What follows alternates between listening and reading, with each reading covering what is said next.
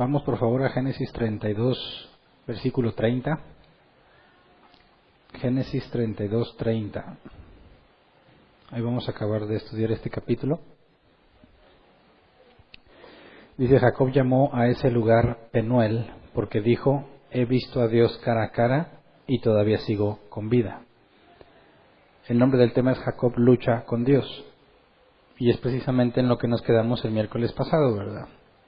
El miércoles pasado vimos que Jacob intentó apaciguar a su hermano Esaú.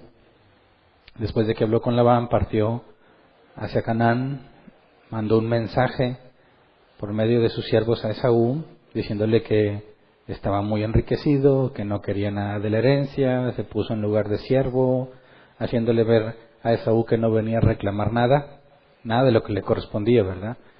Y sin embargo su mensaje no funcionó, ¿verdad? Sus siervos le dicen a Jacob que Esaú va a encontrarlo acompañado de 400 hombres. Y vimos que eso angustió mucho a Jacob y se puso a orar. Vamos a Génesis 32, 9 al 12 para recordarlo. Génesis 32, 9 al 12 dice: entonces Jacob se puso a orar: Señor, Dios de mi abuelo Abraham y de mi padre Isaac, que me dijiste que regresara a mi tierra y a mis familiares y que me harías prosperar. Realmente yo, tu siervo, no soy digno de la bondad y fidelidad con que me has privilegiado. Cuando crucé este río Jordán no tenía más que mi bastón, pero ahora he llegado a formar 2 campamentos.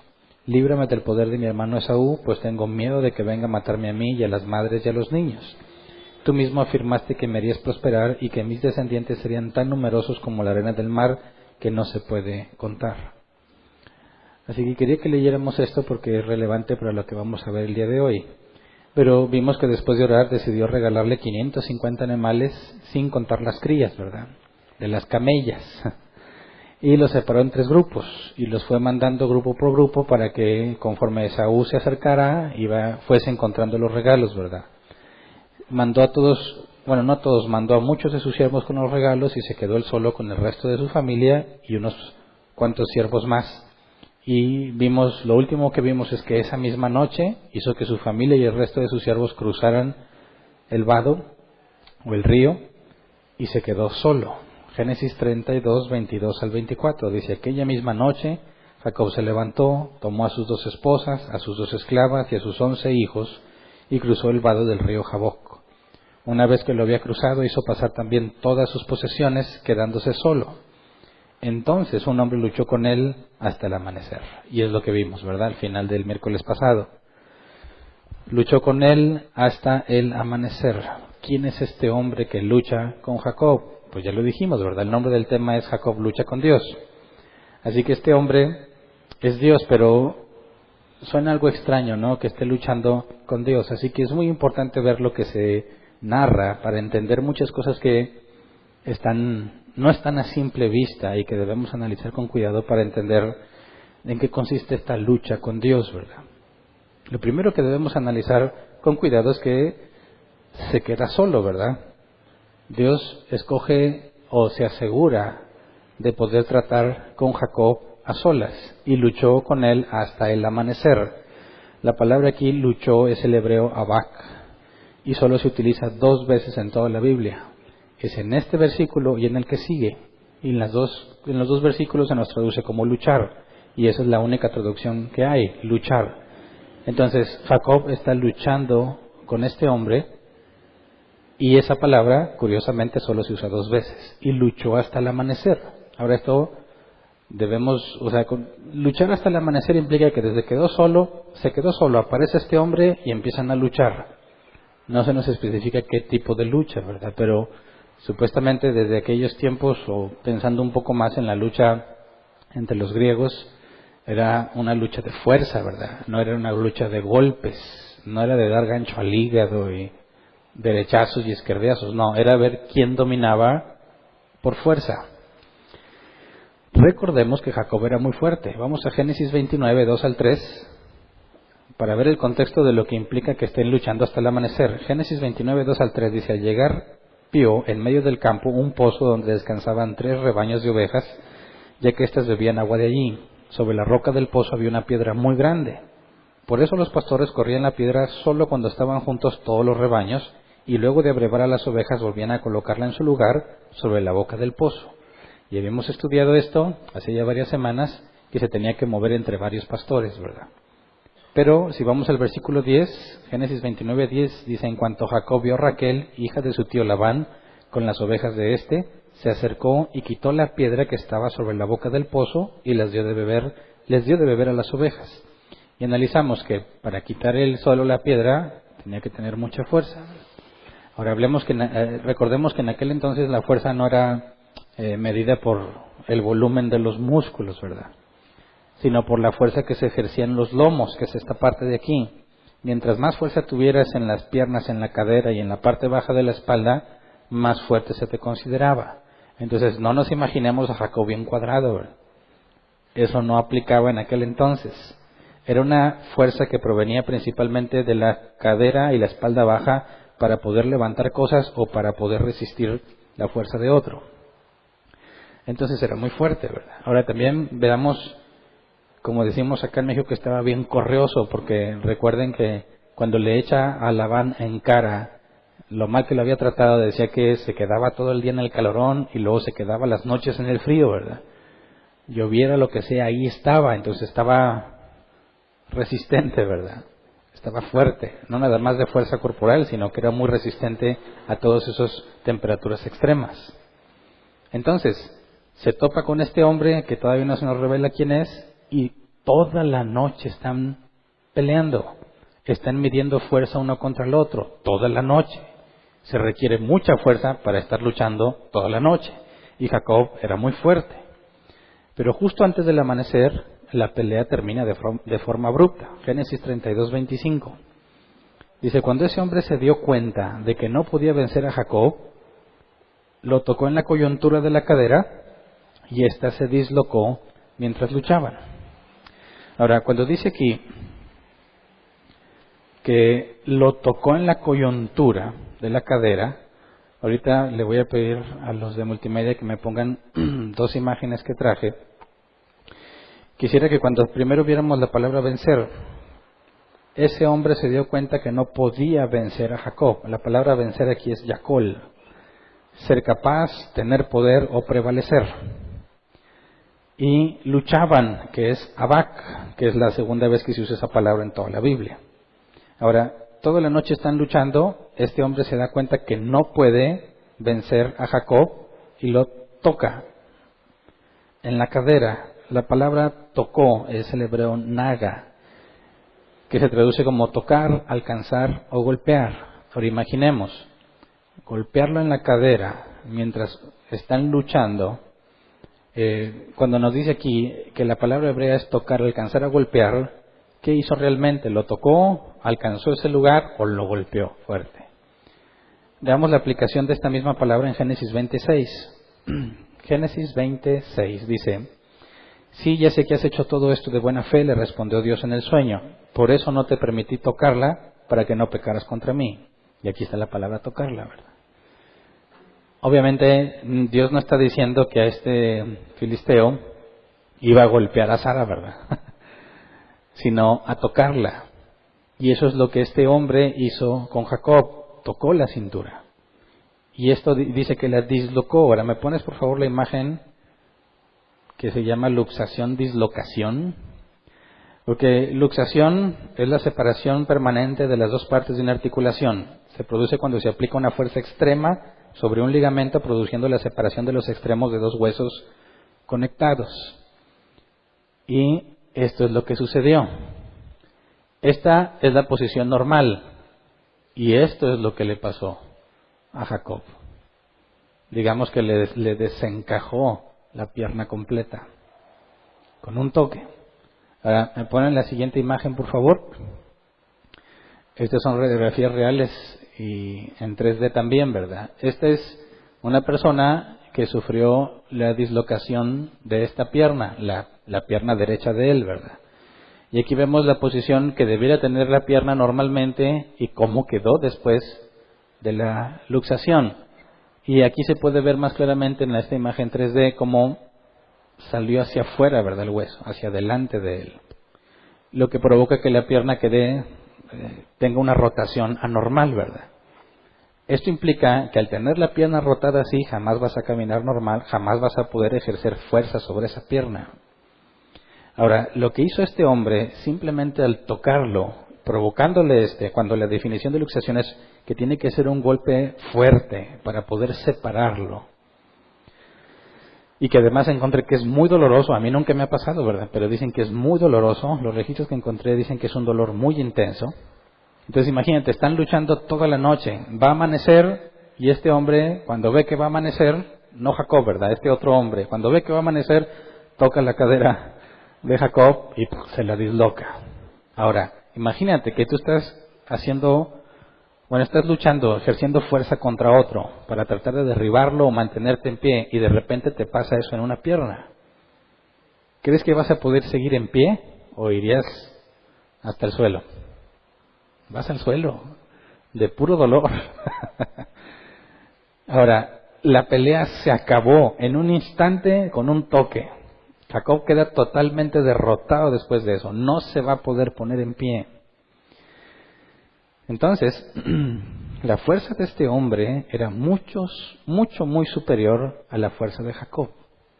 Algo sucede, este hombre necesita irse y decide terminar la pelea en un instante, con un solo toque.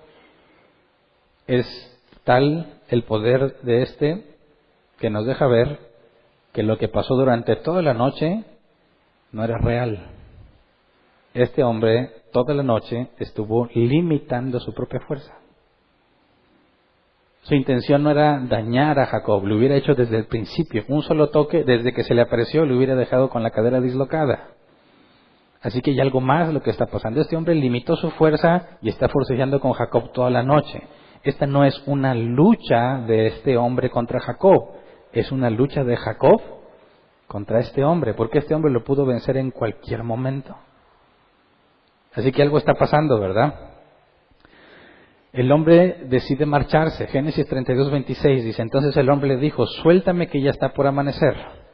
No te soltaré que me bendigas, respondió Jacob. Ahora cuando dice suéltame, es shalach, que se traduce como enviar o mandar. En pocas palabras le está diciendo, déjame ir, o deja que me vaya, ¿verdad? Pero cuando le dice suéltame y Jacob le dice no te soltaré que me bendigas, quisiera que imaginemos lo que está pasando. Le dislocan la cadera, tiene un dolor intenso, no se puede mantener en pie, va al suelo. Y luego el ángel le dice suéltame, aunque todavía no demuestro por qué es un ángel, pero sabemos que es un ángel. Pues es lo que piensa Jacob. Primero, Jacob va pensando gradualmente, primero piensa que es un hombre, luego piensa que es un ángel y luego se da cuenta que es Dios.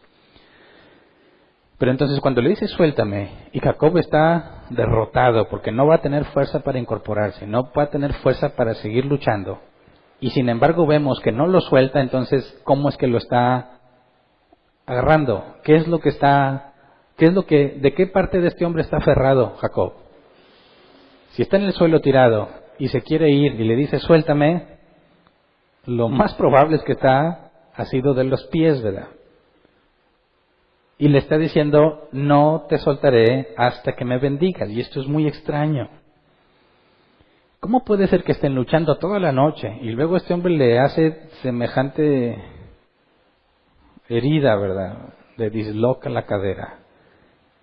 Y luego Jacob concluye que este hombre lo puede bendecir. ¿Qué pasó ahí, verdad? Para mí eso fue un misterio muchísimos años. ¿Sí? ¿Qué está pasando? ¿Por qué le dice que lo bendiga?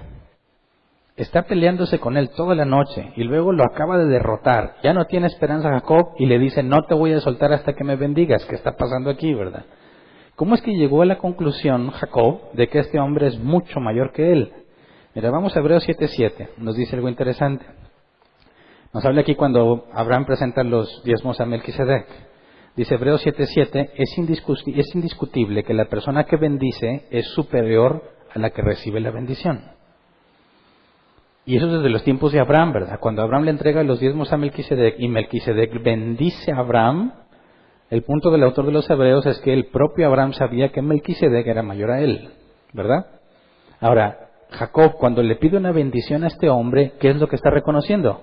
Que este hombre es mayor a él. Pero no solamente porque lo venció, ¿verdad? Tiene que haber algo más. Es decir, si viene alguien, imagínate, viene alguien y te gana y le vas a decir, bendíceme, o sea, antes de que te vayas, ya te tumbó y ya te ganó, se quiere ir y no lo dejas, bendíceme. Eso no se lo dices a un hombre cualquiera, ¿verdad?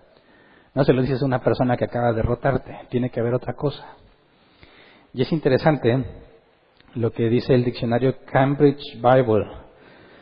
Dice que en aquel entonces existía la creencia de que los visitantes sobrenaturales que se mostraban de noche debían desaparecer antes del amanecer. Es decir, este era un pensamiento común de aquel entonces. Si algún ser no humano se te aparecía de noche, tenía que desaparecer antes de que amaneciera. ¿Y qué es lo que le dice este hombre? Antes de que Jacob le pida que te lo bendiga, antes de que Jacob le ruegue que lo bendiga, le dice este hombre, suéltame porque va a amanecer. Ahora, para nosotros eso no tiene mucho sentido, porque se quiere ir cuando amanece. Pero para las personas de aquel entonces eso indicaba algo, que no era humano. Entonces Jacob tiene este contexto. Toda la noche estuvo diciendo, este hombre no se deja, está fuerte. Jacob era fuerte. Toda la noche Jacob llega a la conclusión de que este hombre es al menos igual de fuerte que él. Pero su situación cambia cuando le disloca la cadera. Con ese simple toque, Jacob se da cuenta que este hombre es mucho más fuerte que él. Y cuando le dice, déjame ir porque va a amanecer, en aquel tiempo eso indicaba otra cosa, que no es humano. Así que tiene que ser una de dos. O alguien maligno, o alguien de parte de Dios, ¿verdad? Bueno, si le pide que lo bendiga, Jacob concluyó que no era alguien maligno, ¿verdad? ¿Por qué? Bueno, porque si toda la noche estuvo forcejeando con él y no le hizo daño hasta el final porque quiere irse, no puede ser malvado, ¿verdad? Si sus intenciones fuesen malas, desde el principio le hubiera matado, o mínimo le hubiera dejado dislocado desde el principio. Así que no puede ser una entidad malvada, tiene que ser un ángel. Ahora recordemos que Jacob había orado, recordándole a Dios la promesa que él le había hecho. Y la promesa de Dios es que lo iba a bendecir y que lo iba a proteger. Jacob se quedó solo, está angustiado, y dijimos, seguramente tiene que orar a Dios. Entonces imagínate la posición de Jacob. Sabe que Esaú viene, está angustiado, se quedó solo, ya había estado orando. Tenía que buscar a Dios otra vez. Se encuentra con este hombre, se da cuenta que no es hombre. No puede ser malvado, tiene que ser un ángel. Y Dios había prometido que bendeciría a Jacob. Así que, ¿qué es lo que le pide? Bendíceme. No te voy a soltar hasta que me bendigas. ¿Por qué? Porque si este ángel es de parte de Dios y Dios había prometido que lo bendeciría, ahí estaba la respuesta que estaba buscando Jacob. Además, está discapacitado y va a quedar discapacitado para toda su vida. Así que hay dos razones importantes. Uno, lo que iba a pasar con Esaú, por lo cual estaba tan angustiado Jacob. Y la segunda es que quedó discapacitado. Necesita que Dios lo bendiga, porque ¿cómo va a enfrentar la vida así? Así que aquí la situación cambia. Después de estar forcejeando y estar al tú por tú, ahora Jacob está rogándole a sus pies que lo bendiga. Fíjate cómo lo describe Oseas. Oseas 12, 3 al 5. Oseas 12, 3 al 5 dice, ya en el seno materno suplantó a su hermano, y cuando se hizo hombre luchó con Dios. Luchó con el ángel y lo venció. Lloró y le rogó que lo favoreciera. Se lo encontró en Betel y allí habló con él. Habló con el Señor Dios Todopoderoso, cuyo nombre es el Señor. Y nos dice, lloró y le rogó que lo favoreciera. Ahora dices, entonces, ¿quién venció? ¿Venció Jacob o venció el ángel? Porque nos dice Oseas, luchó con el ángel y lo venció. Y luego dice, lloró y le rogó que lo favoreciera. Y dices, pues entonces, pues no que venció. Bueno, es que esta palabra venció también se puede traducir como perseveró. De hecho, eso le daría mucho más sentido. Porque dices, sí venció, el que debería estar llorando es el ángel, ¿no? Pero no, el que está llorando y suplicando es Jacob. Así que me parece que la traducción quedaría más clara si en lugar de decir lo venció, dijera perseveró, es decir, resistió, se mantuvo firme, no se dejó vencer. Eso nos da un panorama más claro. Entonces, toda la noche Jacob resistió. Eso es lo que pasó. Jacob resistió. Cuando este otro hombre trataba de doblegarlo, no se dejaba y no se dejaba y no se dejaba hasta que le disloca la cadera. Cae en cuenta, se tiene que ir antes de que amanezca, tiene una fuerza muy superior, tiene que ser un ángel. No te voy a soltar hasta que me bendigas. Pero luego el hombre le hace una pregunta extraña. Génesis 32, 27. ¿Cómo te llamas?, le preguntó el hombre. Me llamo Jacob, respondió. Ahora, recordemos que en aquel entonces el nombre era mucho más que simplemente la forma en la que se refieren a ti, ¿verdad? No es como ahora una pregunta, ¿cómo te llamas?, pues simplemente es, ¿cuál es mi nombre?, ¿verdad? ¿Cómo me van a decir? Pero en aquel entonces el nombre tiene que ver con quién eres tú, con tu esencia, con tu personalidad, con la historia de tu vida, o quizás con una marca distintiva cuando naciste, como el niño que se le puso Icabod cuando el arca fue llevada por los filisteos, la gloria fue traspasada. El nombre de la persona indicaba mucho más que lo que ahora indica, ¿verdad? Entonces cuando le pregunta, ¿cómo te llamas?, este hombre le está preguntando, ¿cómo te llamas? Y Jacob ya tiene la certeza de que este no es un simple hombre, tiene que ser un ángel de parte de Dios, y le está pidiendo que lo bendiga. Eso significa que él sabe que la bendición no es propia del ángel, sino de parte de Dios. Y esta pregunta, ¿cómo te llamas?, tuvo que tener un impacto profundo en la memoria de Jacob. ¿Por qué? Vamos a Génesis 27, 18 al 19. ¿Qué hizo Jacob la primera vez que por sus propios medios trató de obtener una bendición? ¿Recuerdan? Génesis 27, 18 al 19. Jacob se presentó ante su padre y le dijo, Padre, dime, hijo mío, ¿quién eres tú?, preguntó Isaac. ¿Quién eres tú? Es lo mismo que preguntar, ¿quién eres? ¿Cómo te llamas?, ¿verdad? Versículo 19, soy Esaú, tu primogénito, le contestó Jacob. Ya hice todo lo que me pediste, ven por favor y siéntate a comer de lo que he cazado, así podrás darme tu bendición. Fíjate bien, cuando trató por sus propios medios de obtener la bendición, no fue honesto sobre quién era él. Cuando Labán se estaba aprovechando de él, ¿qué hizo? Sacó esta técnica de pelar las ramas para tener chivos y cabras y ovejas moteadas, negras, manchadas, pintas. ¿Verdad? ¿Qué es lo que le reclamó a Labán? Con frío, con calor, en la noche, yo soporté. Todo está basado en su propio esfuerzo. Luego, Génesis 23 y 24. El mismo relato cuando está engañando a Isaac. Dice, así que no lo reconoció porque sus manos eran velludas como las de Esaú. Ya se disponía a bendecirlo cuando volvió a preguntarle, ¿en serio eres mi hijo Esaú? Claro que sí, respondió Jacob. Así que esta es una situación difícil para Jacob. El preguntarle, ¿cómo te llamas?, es mucho más profundo que simplemente decir, me llamo Jacob. Porque lo que está tratando de obtener es su salida con el problema que viene con Esaú y con el problema que le acaba de generar. Está desesperado, angustiado, más incluso que cuando estaba con la tensión de engañar a su papá, ¿verdad? Así que está en una situación mucho más desesperada y mucho más vulnerable y necesita que Dios lo bendiga. Y esa pregunta, ¿quién eres tú?, es un golpe fuerte. Tiene que decir, soy Jacob. ¿Pero qué significa Jacob? Usurpador. ¿Quién eres tú? Está diciéndole, bendíceme, bendíceme, te ruego que me bendigas. ¿Quién eres tú? Soy el usurpador, el que ha tratado de quitarle las cosas a otro, el que por sus propios medios ha tratado de obtener las cosas. Es algo muy humillante para él. ¿Quién eres tú para pedir una bendición a Dios? Soy un usurpador. No la merezco. Le está haciendo una pregunta directa. ¿Quién te crees que eres tú? usurpador. Vienes a pedirme una bendición. Jacob tuvo que sincerarse, tuvo que decirle, me llamo usurpador.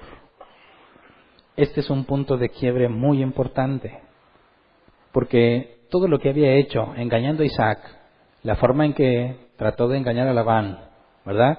La manera en que él piensa que su trabajo y su esfuerzo merecía que Dios lo recompensara. Fue lo que le dijo a sus esposas, ¿se acuerdan? Su padre me ha tratado muy mal, Dios me ha bendecido porque él me ha tratado mal. Yo me he esforzado y yo he hecho esto. Sí, sabe que Dios lo ha bendecido, pero considera que la bendición que recibió es porque él se esforzó. Y ese es el pensamiento de muchos cristianos, ¿verdad? Yo me acuerdo que cuando yo estaba en una racha hace muchos años de que me estaba yendo muy bien económicamente, yo sabía que como cristiano tenía que decir, es gracias a Dios, ¿verdad? Pero al mismo tiempo decía, es que yo también siempre, pues yo siempre doy mis diezmos, y yo siempre ofrendo, y yo siempre leo la Biblia, y yo siempre voy a la iglesia, ¿verdad?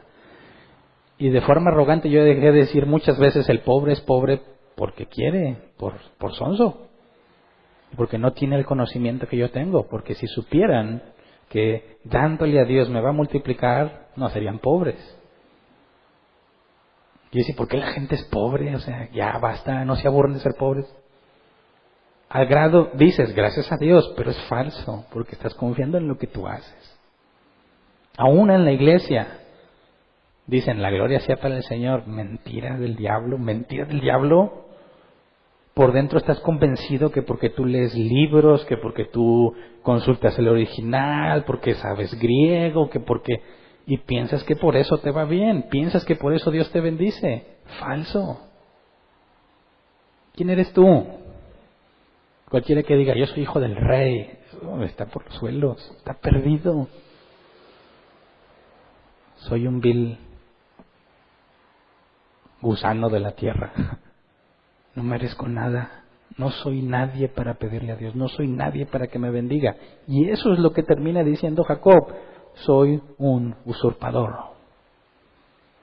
¿Te fijas cómo la lucha se convierte en ruego, en lloriqueo? Señor, bendíceme.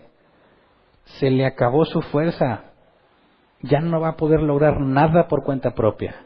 Una persona discapacitada tenía un grave problema para el resto de su vida. Lo bueno es que tiene 11 hijos, ¿verdad? Pero de estar solo estaría condenado a muerte. ¿Quién va a trabajar la tierra? ¿Quién va a cuidar a los animales? ¿Quién va a defender al campamento de los ladrones? Era muy difícil una discapacidad en aquel tiempo. Podría llevarte la muerte.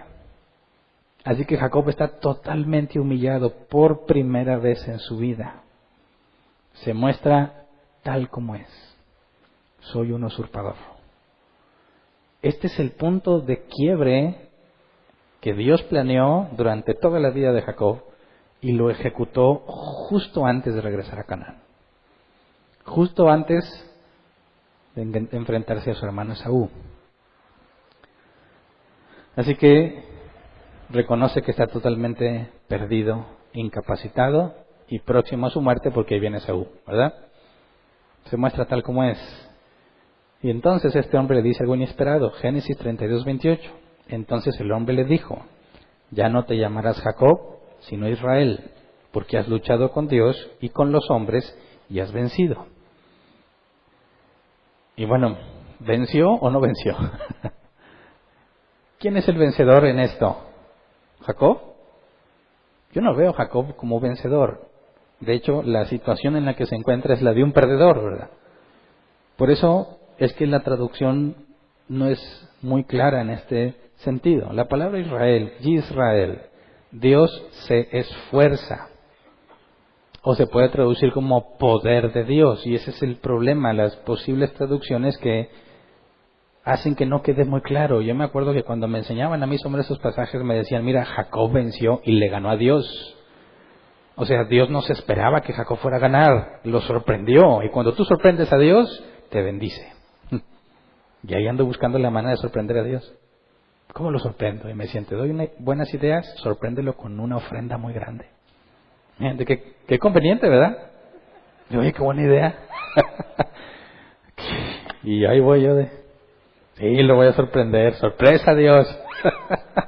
Y el otro que recibe el dinero, felizote, ¿verdad? Felizote porque yo quiero sorprender a Dios. Ay, Jacob no venció nada. Está totalmente derrotado, totalmente humillado. No tiene ni siquiera futuro, ¿verdad?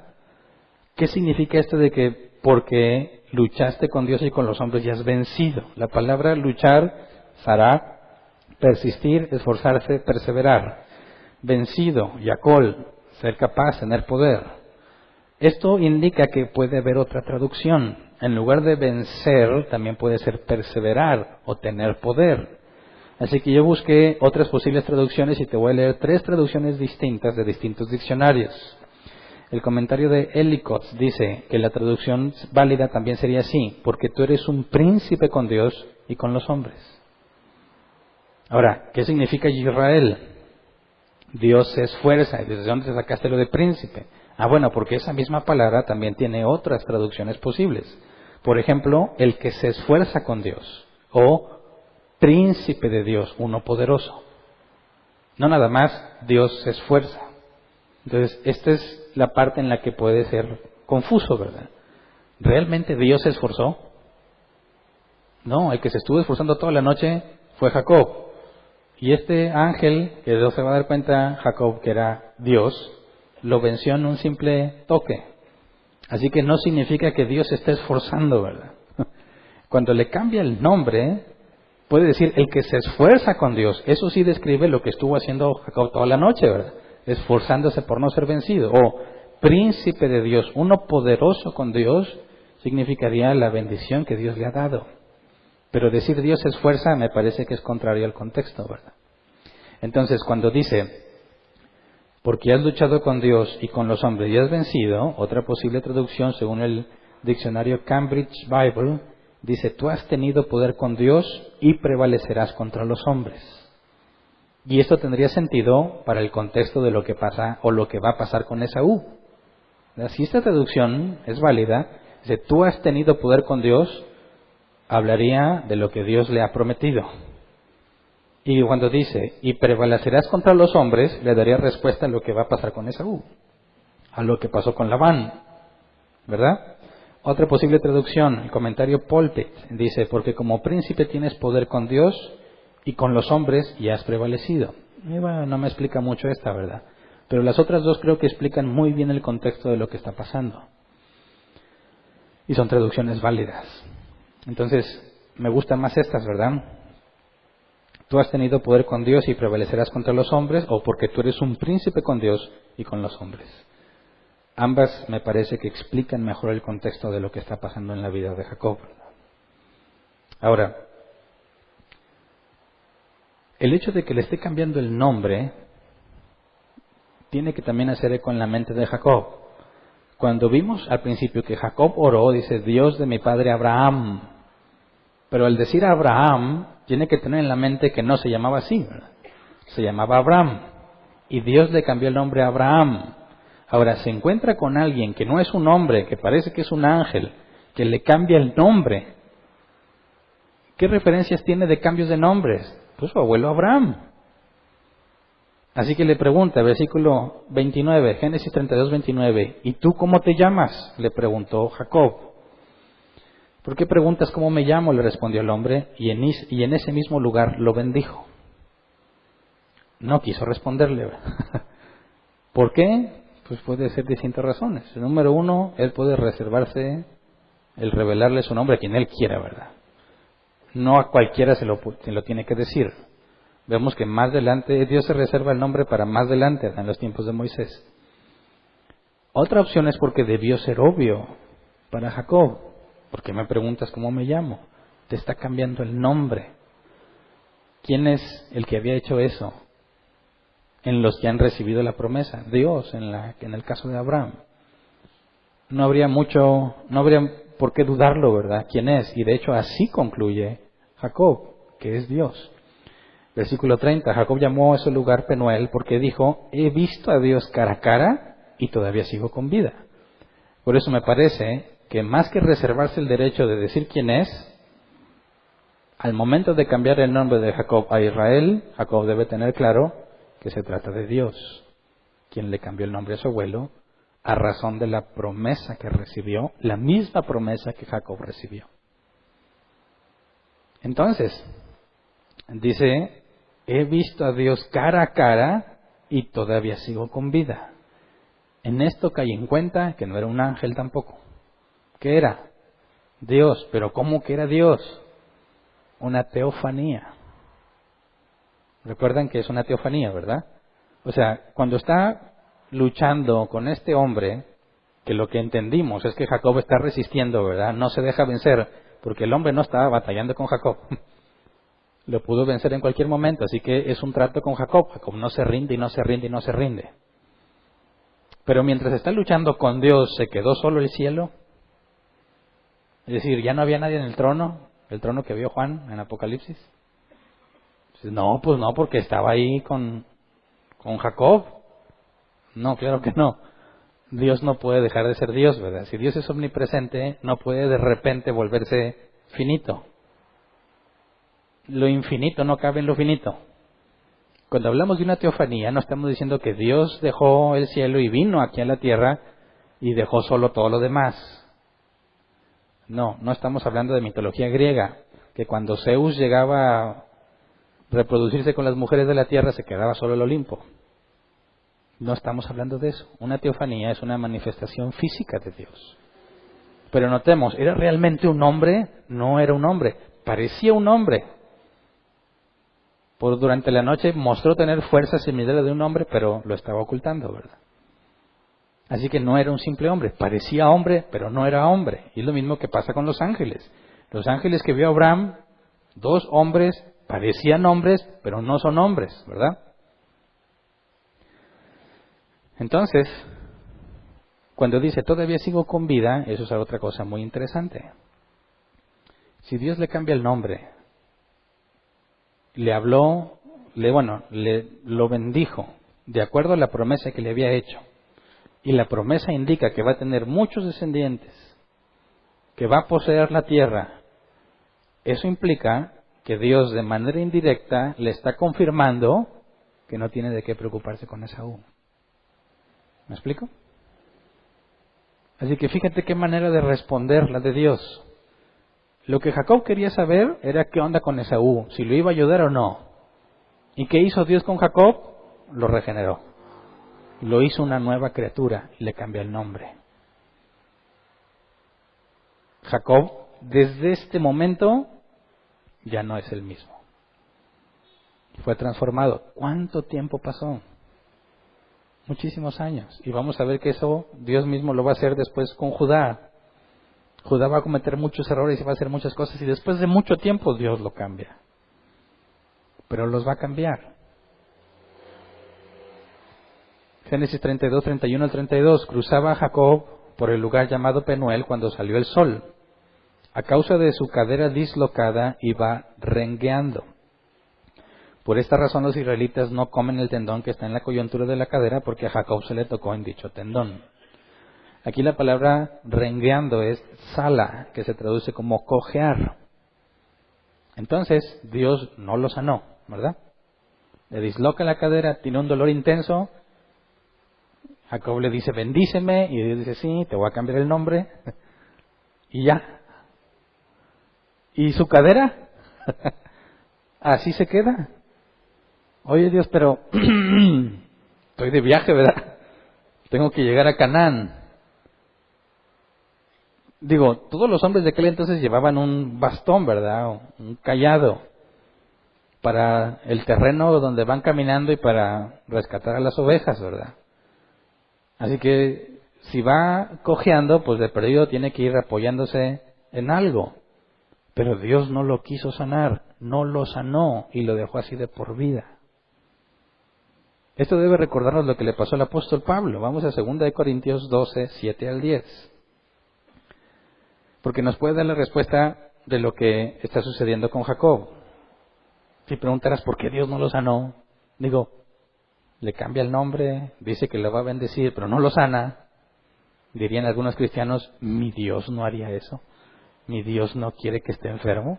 Mi Dios me quiere prosperado y bendecido. Bueno, toma, ahí está el Dios de la Biblia.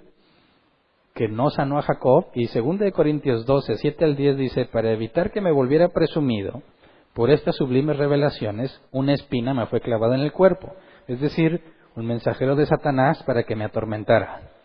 3 veces le rogué al Señor que me la quitara, pero Él me dijo, te basta con mi gracia, pues mi poder se perfecciona en la debilidad. Por lo tanto, gustosamente haré más bien alarde de mis debilidades, para que permanezca sobre mí el poder de Cristo. Por eso me regocijo en debilidades, insultos, privaciones, persecuciones y dificultades que sufro por Cristo, porque cuando soy débil, entonces soy fuerte. Así que esta es una muy grande lección para todos aquellos que dicen que su Dios no los dejaría enfermos, ¿verdad? Sí, su Dios no, porque es un ídolo. Pero el Dios de la Biblia tiene razones suficientes para dejarte enfermo, para dejarte discapacitado, inválido, limitado, ciego. No hace mucho les comenté, no sé si recuerden, que en el programa de radio habló una persona y me dijo, más o menos de esta forma, no me acuerdo textualmente, pero dijo, me explicó que él estaba ciego, que había perdido la vista. Dijo, pero a pesar de que estoy ciego, nunca había tenido los ojos tan abiertos como hoy al escuchar la doctrina. ¿Se entiende, verdad? No está diciendo que recuperó la vista cuando me oyó, sino que ahora ve con claridad lo que la Escritura enseña, aunque está ciego. Y el hecho de estar ciego no limita su entendimiento y su conocimiento acerca de Dios. Y estaba, si lo hubieran oído, estaba feliz, estaba contentísimo. ¿Cómo puede estar tan contento si está ciego? Porque quien aprende a depender de Dios sabe que ese no es un problema para Dios y que el privilegio, más que recibir la vista, es que se te conceda comprender su palabra. ¿Me explico? ¿Por qué Dios no sanó a Jacob? Bueno, para que deje de confiar en él, ¿verdad? Engañando, cruzando chivos, aguantando el clima fuerte. Se acabó, dijo Dios, se acabó. Jamás vuelves a confiar en ti. Ahora eres totalmente dependiente de mí. Y en esencia esa es la vida del cristiano. Jesús dijo, yo no he venido a los sanos, sino a los enfermos. A los que saben que no son nada y que necesitan un Salvador. A los que no confían en su carrera, en su seminario, en sus libros, en su griego, en su hebreo, en que viene en árbol plantado. A los que no confían en nada que no sea Dios y decir, mira, soy un pobre ignorante. Si llego a aprender algo es por misericordia de Dios. Y si estudio y leo y lo que sea, eso es solamente mi parte. Y aunque me esfuerce, cualquier persona que se ponga a leer y a estudiar, la Biblia dice claramente que es el Espíritu Santo quien nos da la capacidad de entender. Así que si leemos y estudiamos es simplemente la parte que nos corresponde. Pero en ninguna forma eso nos da sabiduría. Sabiduría es saber cómo, y eso no lo obtienes leyendo. Esa solamente viene de Dios. Pero se nos olvida. Muchas veces pensamos que porque tenemos mucho conocimiento somos sabios, y eso es falso. Hay personas muy sabias con poco conocimiento, porque saben hacer las cosas, saben cómo es, saben aplicar la Escritura, y hay muchas personas llenas de conocimiento con mucha falta de sabiduría. Así que Dios se asegura de que Jacob quede totalmente dependiente de él. Cada que quiera dar un paso, ¿de qué se va a acordar? Si alguien dijera, pues ¿qué te pasó? ¿Qué va a decir? ¿Me caí? ¿Me asaltaron? No, va a decir, Dios me puso así. Dios, mi Dios no hace eso. A veces el diablo. Repréndelo. Vamos a decretar sanidad ahora en la vida de Jacob. Vamos a ordenar que esa pierna se enderece. Ahora. Qué absurdo. Fue Dios quien le dislocó la pierna. 3 veces le rogué, dijo Pablo. Y me dijo, no, mi gracia es suficiente. Así que dices, oye, pero eso es malo. No, no para Jacob ni para Pablo. Porque para que Pablo no sea presumido, Dios le dejó ese aguijón en la carne. Para que Jacob deje de confiar en él, le deja la cadera dislocada. ¿Qué tuvo que hacer contigo? ¿Qué tuvo que hacer contigo? A mí me tuvo que humillar y rebajar hasta donde nunca me imaginé. Me quitó todo lo que me daba orgullo. Todo lo que yo consideraba que era el fruto de mis manos me lo quitó. Todo. Llegué al punto de decir, ya no tengo nada. No hay razón para seguir con vida. El esfuerzo de muchos años, una trayectoria muy buena en las empresas, reconocimientos y muchas cosas que me inflaban, me las quitó todas. Regalaba mi trabajo, proyectos carísimos, dame lo que sea, 2,000 pesos. Y decía, no, qué sospechoso, si está barato no sirve. No hay de otra, no se puede. Voy a conseguir trabajo, toque puertas, currículos, no, no, no y no. No importa qué intenté hacer, todo era no, y no, y no, y no. Hasta que me rendí. Dije, bueno, Dios, sí, si no me vas a dar trabajo, si ni siquiera me dejas vender. Lo doy caro, está muy caro. Lo doy barato, está sospechoso. Si me vas a matar de hambre, así sea. Y dejé de luchar. Dejé de luchar. Con que tuviera para hoy. ¿Tenemos para comer hoy? Gracias a Dios. Fueron varios años. Muchos años. ¿Por qué te va tan mal, Hernán? Y yo decía, no sé. Estás en pecado. Bueno, fuera, digo, de perdido sabía qué es, pero no. Leo la Biblia, busco a Dios. Lo que nunca antes en la vida hice, me levantaba a las 5 de la mañana antes de que amaneciera. Me sentaba en la terracita que tengo en la casa, así con mucho frío, y me ponía a ver cómo salía el sol. Y dices, ¿por qué, Hernán? Porque no tenía nada que hacer. Estaba angustiado. No conseguía trabajo. No tenía para vivir. ¿Qué me queda? Ponerme a orar. Y fue cuando Dios empezó a hablarme. No me cambió la situación. Me dejó igual de pobre, pero feliz. A Jacob no le va a quitar eso. Cada que camine se va a acordar que es Dios quien lo tiene así. Pero mientras recuerda el dolor, porque no había pastillas para el dolor, ¿verdad? Mientras que su cuerpo se acostumbra a esa condición, tiene que estar pensando, pero Dios me cambió el nombre. Dios me hizo nuevo. Dios me va a bendecir, aunque todavía no se ve. Pero Él es fiel y lo va a hacer. Y no te queda de otra más que confiar, porque ya no tienes nada que hacer. Ya lo intentaste todo y no funciona. Así que la única que queda es resignación. Y esa es la clave. Los cristianos luchamos y luchamos porque no nos resignamos. Ahora, resignación no es mediocridad. Resignación es aceptar tu situación. Después de que tú hiciste lo humanamente posible, no cambia, entonces esto es lo que Dios quiere. Así que ahora tengo que administrar lo que Dios me dio. ¿Sabes? Un buen administrador no depende del presupuesto que le dan. ¿Verdad? Tú podrás decir, imagínate un gerente de una empresa multinacional, con mucho presupuesto y dinero, y hace grandes cosas. Y luego imagínate una empresa que se está desmoronando, y hay un gerente que con casi nada mantiene a flote el negocio.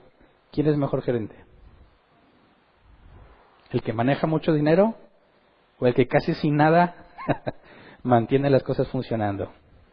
Si tú fueras a contratar a uno de los dos, ¿a quién contratarías? Para que te ayude a sostener el negocio. ¿A quién? ¿Al que está bien correteado, peloteado, trapeado y sigue?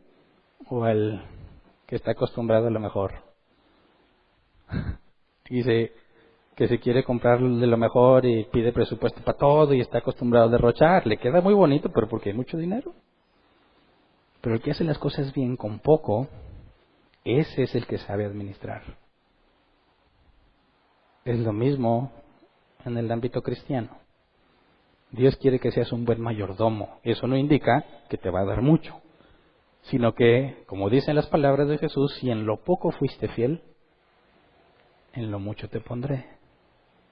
Así que fíjate bien, tanto con Pablo que dice, más bien me gloriaré de mis debilidades, eso es resignación. Esto es lo que Dios quiere para mí, con esto voy a hacer que las cosas estén bien. Con esto voy a asegurarme de darle ganancia a Dios. Con esto nos vamos a ajustar para vivir bien, porque si Dios prometió que te va a dar para comer, para vestir y para vivir, y no te alcanza, ¿quién está haciéndolo mal, Dios o tú? Los cristianos y muchos dicen, pues Dios, dame más. No, ese es tu presupuesto. Llores, grites, patalees, ese es tu presupuesto. ¿Quieres un buen mayordomo? Muéstrale a Dios que con eso poquito puedes estar feliz. ¿Verdad?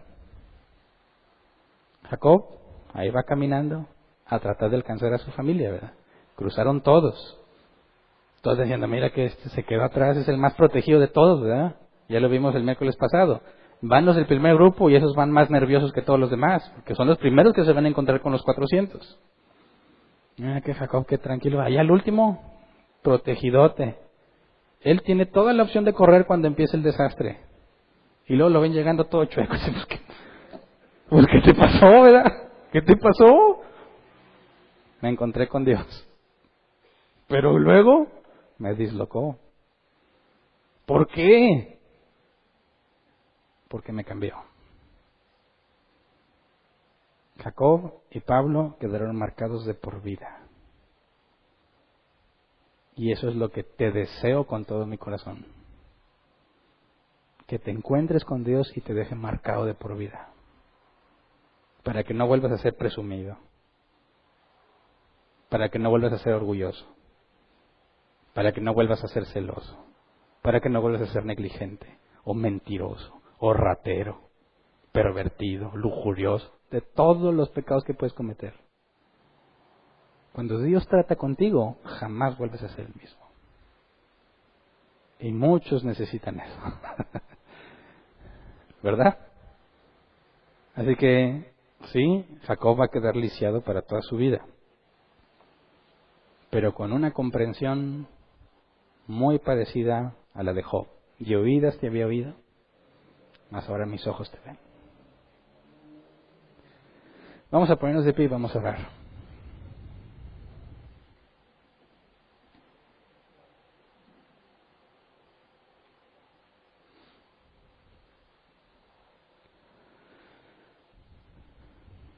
Si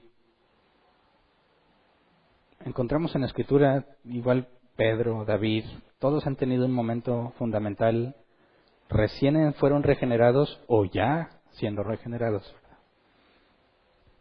El punto es que necesitamos reconocer que Dios tiene que tratar con nosotros para cambiarnos.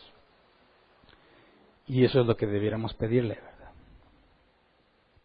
Puede sentirse miedo e incertidumbre cuando le dices a Dios, Dios, cámbiame. Y Dios, ay, Santo Padre, ¿quién sabe qué va a hacer? Porque Dios puede quitarte todo cuando Él quiera, ¿verdad? Pero al mismo tiempo te debes recordar a ti mismo que Él nunca falla, ¿verdad? Que no importa lo que haga, Él ha prometido estar contigo.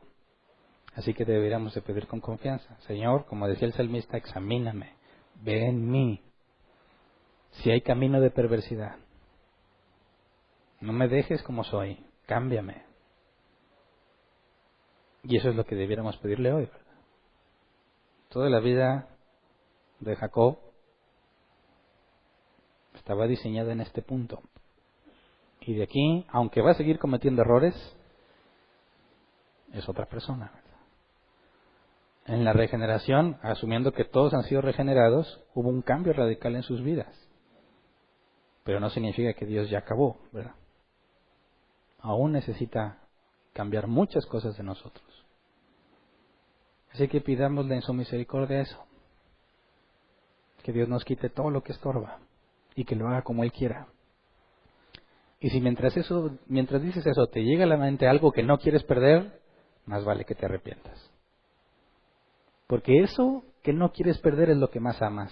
Y si lucha contra el deseo de que Dios te cambie, es muy probable que sea un ídolo en tu vida. Cuando tú dices, Dios, quítame lo que quieras, y te viene a la mente menos el trabajo, menos la salud, menos mi carro, menos mi conocimiento. Bueno, eso es muy probable que lo tengas como ídolo. Así que es una prueba bien fácil. Señor, quítame todo y examina tu mente. Y eso que te da miedito, dile a Dios, eso te lo doy a ti. Arráncalo de mí. Y que se haga su voluntad. Vamos a orar, Señor. Queremos rogarte que no nos dejes andar en la carne. No nos dejes sin la marca de tu obrar en nosotros, Señor. Márcanos de manera profunda y de por vida. De manera que no olvidemos quiénes somos y quién eres tú. Cámbianos y márcanos de tal manera que vivamos agradecidos, Señor. Al que se ha enaltecido, humíllalo. Al que se ha gloriado, avergüénzalo. Señor, al que se siente fuerte, hazlo débil. Al que confía en lo que tiene, quítaselo. Quítanos todo lo que estorbe para ver tu gloria, Señor, para verte tal cual eres. De nada nos sirve acumular esas cosas o tenerlas si vamos directo al infierno. Si somos tus hijos, Señor, no permitas que tengamos esto y seamos descuidados o negligentes. Perdamos la recompensa. Sabemos que la salvación no, pero la recompensa que has prometido, el galardón. Queremos ser fieles, Señor, en lo poco. Queremos escuchar esas palabras de ti. Bien, buen siervo y fiel. En lo poco fuiste fiel, en lo mucho te pondré. Concédenos, Padre, vivir como vivía Pablo, como vivió Jacob, como vivió Job, Pedro después de la traición. Personas humilladas ante ti, personas que no confían en sí mismos, personas que no consideran que merecen bendición, personas que no piensan que merecen algo de parte de ti, personas que se reconocen como lo más vil y despreciado, como dice tu palabra, a los que has escogido. Señor, que en medio de nuestra ignorancia se pueda decir de nosotros como se decía de los apóstoles, gente ignorante que se ve que ha estado con Jesús. De manera que la gloria sea tuya, Señor. Cuando hablemos de ti, de tu palabra, aunque sea profundo lo que digamos, que se vea nuestra ignorancia y tu gracia. Que digan, ¿qué hace ese hombre, esa mujer tan ignorante hablando así? Se ve que ha estado con Jesús. Se ve que conoce de Dios. Se ve que lo que sabe se lo enseñó Dios. Queremos que la gloria sea tuya en todo lo que hagamos y lo que digamos, Señor. Concédenos vivir humillados ante ti, agradecidos, sea mucho o sea poco lo que nos des, enfocados en administrar correctamente lo mucho o lo poco que nos des. Que nuestro enfoque no sea en tener más, Señor, sino menos de nosotros y más de ti. Concédenos, Padre, ir creciendo en sabiduría, que el conocimiento que adquiramos, Señor, no se quede simplemente almacenado en nuestra memoria. Concédenos la situación, los problemas, las dificultades, las oportunidades para aplicarlo y entonces empezar a ser sabios. Gracias porque tú eres fiel y cada tropiezo y cada caída nuestra, Señor, tu palabra dice que eres fiel y justo para perdonarnos por lo que Cristo ha hecho, por lo que Él pagó y por la justicia que Él vivió. Así que, Señor, nos ponemos en tus manos para que hagas tu voluntad con nosotros, quites todo lo que tengas que quitarnos y agregues lo que necesitamos.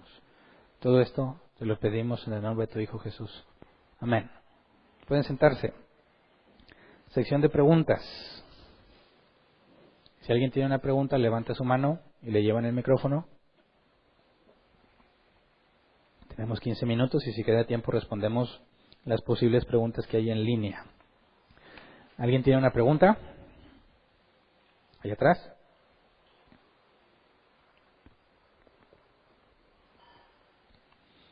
Hola.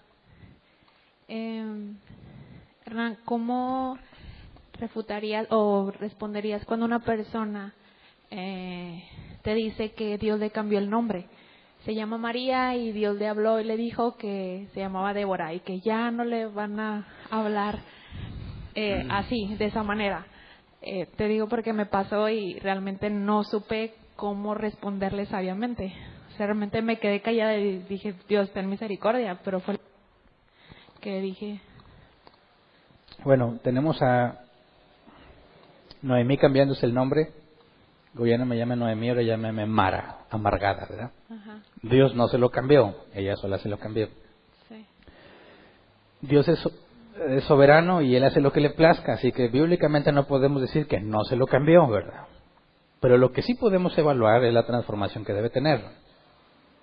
Debe de haber un cambio radical en su vida, ¿verdad?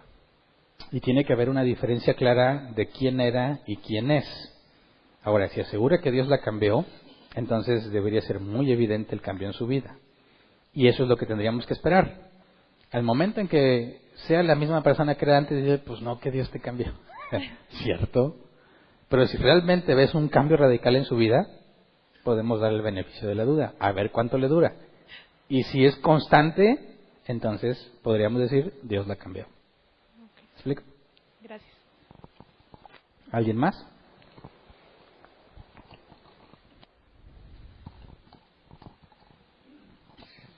Buenas noches, hermano. Buenas noches.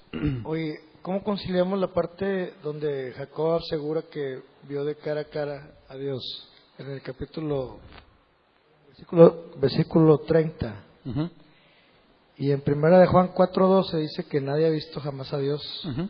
Si nos amamos unos, Dios permanece en nosotros, su amor se ha perfeccionado en nosotros. Sí, bueno, si te fijas el contexto es diferente, ¿verdad?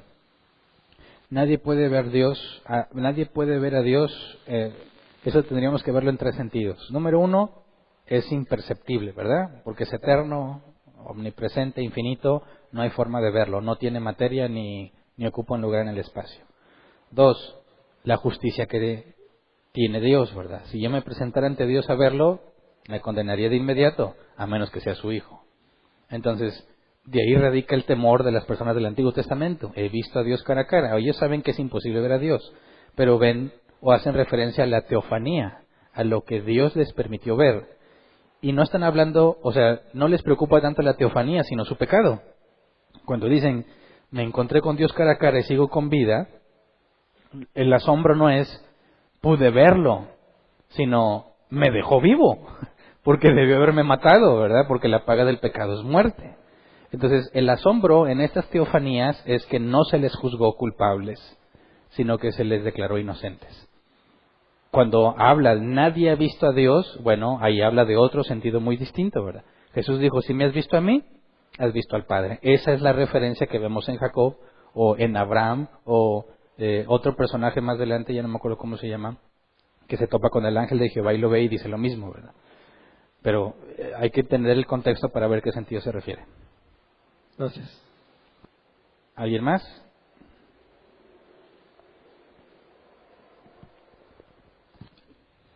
Sí, buenas noches. Uh-huh. ¿Qué pasa cuando otras personas que no son cristianos Uh-huh. te comparten también sus experiencias de que Dios, bueno, que tuvieron un accidente también así, o una experiencia como lo que comentas tú, que se quedaron sin trabajo y sin nada, y que eso les ayudó a empezar a acercarse a Dios, ya sea en una iglesia cristiana o católica? O sea, ¿tú cómo podemos interpretar que Dios está ahí? Pues bueno, se están acercando a Él, ¿verdad? Uh-huh. De que andaban más perdidos y ya. Pero ahí tú cómo puedes interpretar que Dios está actuando, y uno como cristiano, cómo pudiera, sería un momento para abordarlos con un poco más de doctrina, o nada más dices, ok, qué bueno que ya. O sea, Bueno, habría que ver el caso de los leprosos. Había 10 leprosos, Dios sana a los 10 y 9 se van bien contentos porque Dios los sanó y le van a decir a la gente, Jesús me sanó, me cambió la vida, ahora estoy muy agradecido. Pero solo uno regresó a humillarse ante Jesús. Y dijo, ¿no fueron 10 los sanados? ¿Cuál fue la diferencia entre los 9 y 1? Que uno rindió su vida a Cristo.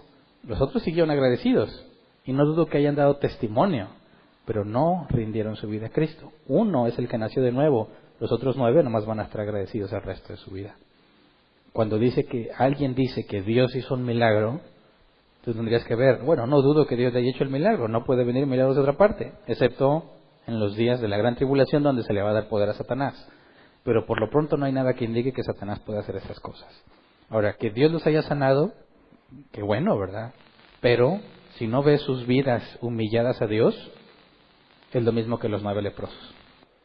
No les va a servir de mucho, porque aún, a menos que Dios les conceda arrepentimiento más adelante, van camino a la perdición.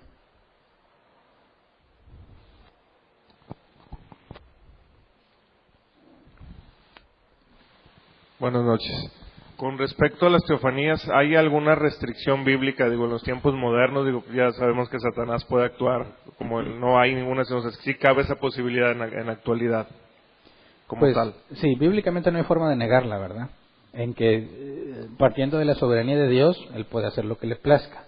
El problema sería pensar en validar que algo así pasó, ¿verdad? Porque, si te fijas, en todos estos tiempos no había una escritura, no había una base donde consultar y saber lo que Dios quiere. Así que estas teofanías es la manera en que Dios les hablaba y les decía su voluntad. Pero nosotros tenemos la escritura y ahí está la voluntad de Dios revelada. Así que entendemos que no serían necesarias esas manifestaciones sobrenaturales, porque aún si decimos, oye, tuviste una palabra de Dios, bueno, fíltrala con la escritura. Es decir, si la escritura es la máxima autoridad, sería difícil entender por qué Dios manifestaría algo por fuera o de forma externa a su escritura. Pero considerando que Él es soberano, entonces es posible. Pero si alguien asegura que pasó, hay que filtrarlo y ver lo que sucede con esa persona. Porque nadie podría encontrarse con Dios y seguir siendo igual que como era ahora. Gracias.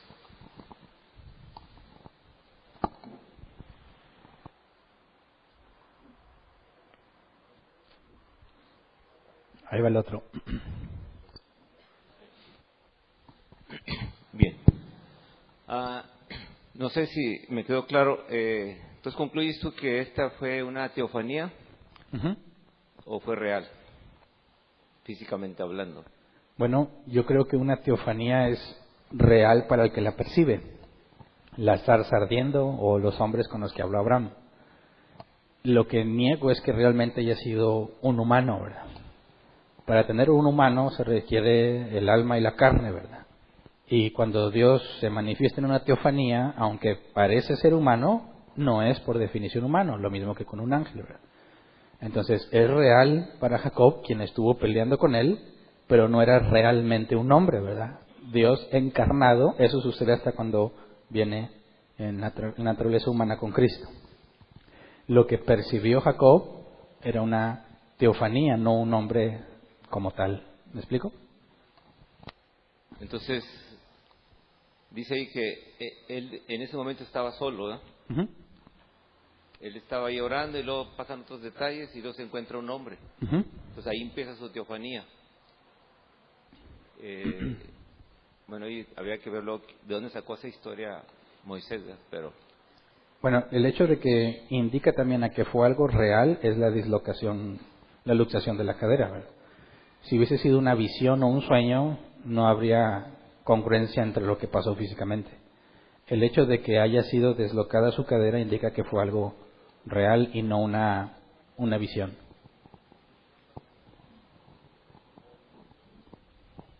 ok. ¿Alguien más? No. ¿En línea? Ah, tú sí.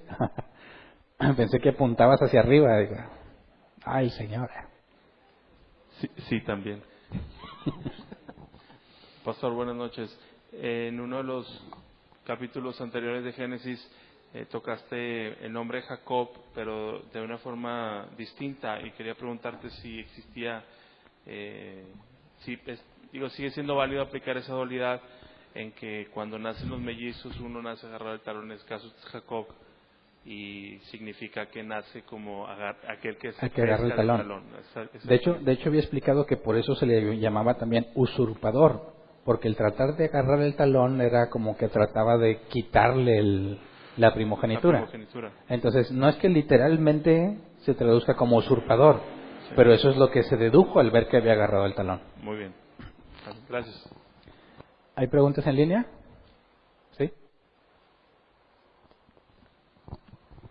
Sí, buenas noches.